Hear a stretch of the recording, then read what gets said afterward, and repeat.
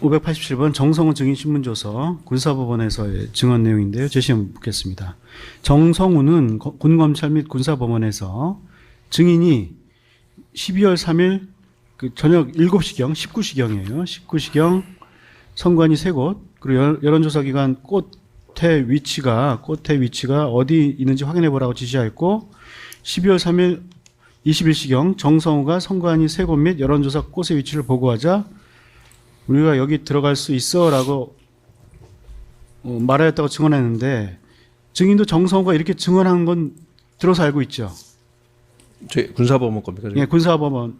군사법원에 정성우 장군이 저거 말고도 얘기 많이 했는데요. 예. 저거 관련돼서 또 뉘앙스가 다른 얘기도 많이 했습니다. 예. 그럼 저희들이 이제 하나씩 확인해 볼게요. 그 정성훈 증인신문 녹취록도 보면요. 정성훈 이어서 선관위 관련된 4곳에 대한 위치를 보고드렸고, 증인에게 보고드렸고, 이후 증인이 곽종군 사령관과 통화했다라는 취지로 증언했거든요.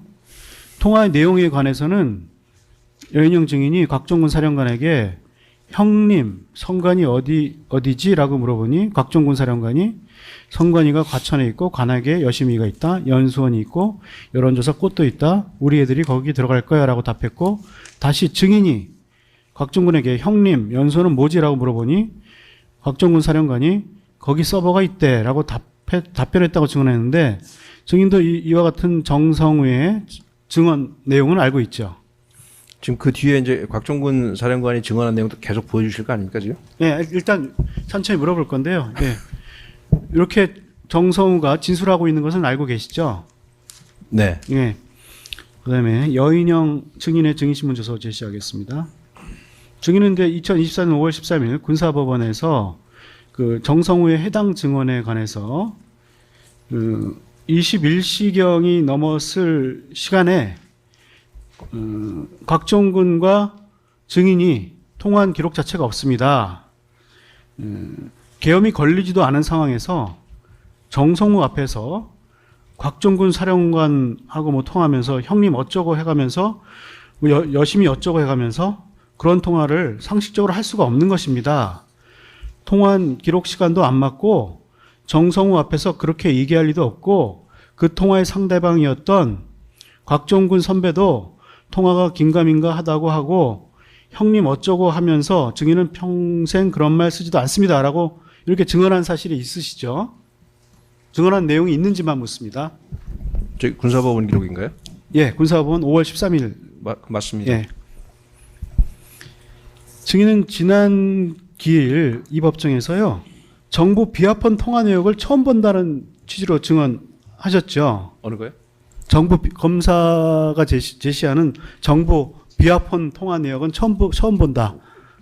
네. 검사님은 경호처 비합헌이라고 했는데 이게 정부 비합헌이라고 같은 말이거든요. 실제로 증인은 곽종군 사이에는 21시경 이후 이 사건 비상계엄 선포 이전까지는 증인이 기존에 확인하셨을 것으로 보이는 군 비합헌 통화 내역은 물론 정부 비합헌 통화 내역도 존재하지 않거든요. 증인이 군사법원에서 증언하신 것처럼 정성우의 그 21시경 통화가 있었다는 증언은 잘못된 것으로 보이는데 어떻습니까? 앞서 말씀드린 것처럼 부하들과 다투고 싶지 않습니다. 그것은 제 재판에서 성실하게 소명하겠습니다. 그건 증언 거부하겠습니다. 예.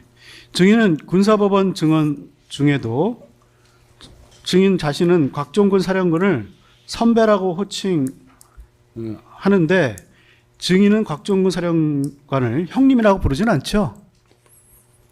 제가 제일 안 쓰는 말이 형님이란 말입니다. 무슨 뭐 깡패도 아니고 형님이란 말을 왜 씁니까 제가? 예, 죄송합니다. 표현이 좀 그랬는데요. 제가 제일 싫어하는 말이 형님이란 말입니다. 예. 그 587번 정성우 증인신문조서 제시하고요. 근데 이렇게 증인과 곽종군 사이에 통화 내역이 존재하지 않는다는 사실이 확인되자 이제 6월 17일